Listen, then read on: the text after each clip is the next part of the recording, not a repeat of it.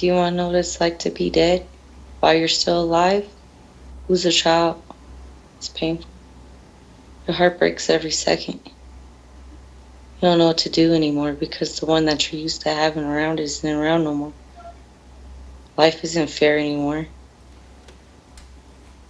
That's what it's like. How are you coping? I'm a mess.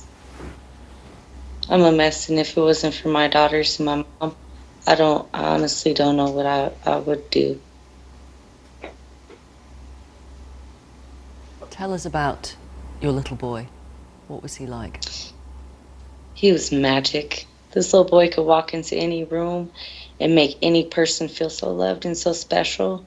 He had this pizzazz about him. He's just magic. If you feel bad, he would do anything to take your pain away just to make you happy. And is the toy that you're holding, is that significant, Leah? Oh, it's my son's bee. It's my son's bee. He cut off the ears so it'd be different like him. He cried for this toy. I didn't want to get it for him because I'm like, I'm not spending $10 on a little beanie baby. But he looks at me with these beautiful brown eyes and he was like, please. And I was like, fine. And he sleeps with it every night. He took showers with it. So I got to make sure I keep it by me. When did he tell you that he wanted to come out at school? He didn't say he wanted to come out of school. He just said he was proud of who he was and he didn't mind telling people.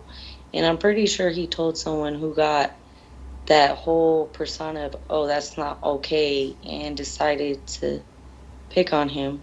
I've I've sat here and seen kids pick on kids for less, so I'm pretty sure he just told one person, it just spread, and it became a worse situation.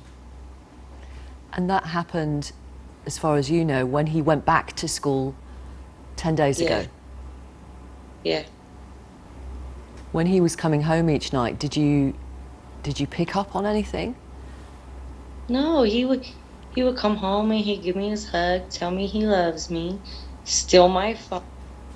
He would take my laptop, go hide in his little fort that he made, and he would just play on his games. He was building a little game.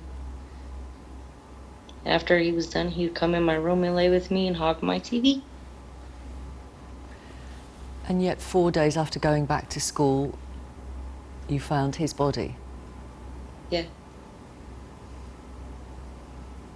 It's unimaginable for most people watching you having to go through that. I don't think it's fair to go through it. And I don't want no one else to go through it. That image of seeing him like that is burnt into the back of my brain and it hurts because I ain't never seen my baby like that. I don't want anyone else to see their baby like that. It's not right. I think it was your eldest daughter, your 14-year-old, who told you that Jamel was being bullied because of being gay. What was she able to tell you? My son came home and told her kids at school were telling him to kill himself. He didn't come to me, and it hurts because I would have understood and I would have defended him. But him and his older sister they were just so close. He would tell her everything. What have the school said to you? They actually just called me today and they said they're going to work on suicide prevention. And I told them before we work on suicide prevention, we need to stop bullying because the bullying is what's leading to the suicide. So instead of skipping over the bullying and just go straight to suicide, we need to stop at the bullying and correct it. And do you know if this school were aware that your little boy was being bullied for being gay? I know they were aware he was being bullied. I know they were very aware he was being bullied. Who do you hold responsible for the loss of your son? I do. I feel responsible because as a mother, I should have felt his pain. I should have knew he was hurt and I didn't. And I feel responsible because I didn't see the pain in my baby's eyes. But if he didn't say anything to you, how would you suspect that? Because I'm his mama and I should have just known. And I didn't. It's my fault. I didn't know. What is your message to young gay children, gay teenagers who may be watching now? I would tell them they're beautiful and they're special and there's nothing different that about them that should be pointed out and made them feel any type of way other than loved. We are all different, and our differences are what makes us equal because it's the one thing we all have in common. We're supposed to embrace each other.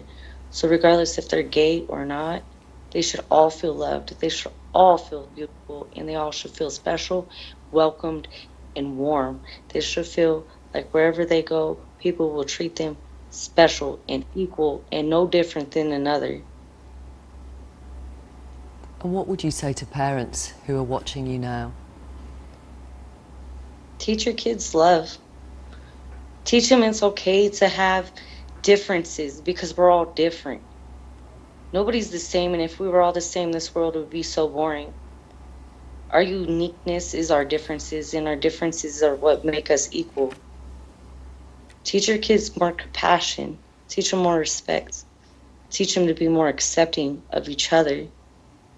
Teach them it's okay if you don't like something or someone, it's okay to be quiet and just walk away and keep it to yourself. You don't always have to say mean things or rude things to people. It's okay to walk up to someone and just look at them and tell them, hey, you're special, or hey, you're beautiful. Because everybody needs words of encouragement. And it doesn't matter how you feel. It doesn't matter if you're the bully or if you're not the bully. So there's pain in everybody. And until we correct the pain and the hurt that's in everyone and turn it into love, nothing will change. So we have to change with ourselves for our children. That's a very, very powerful message.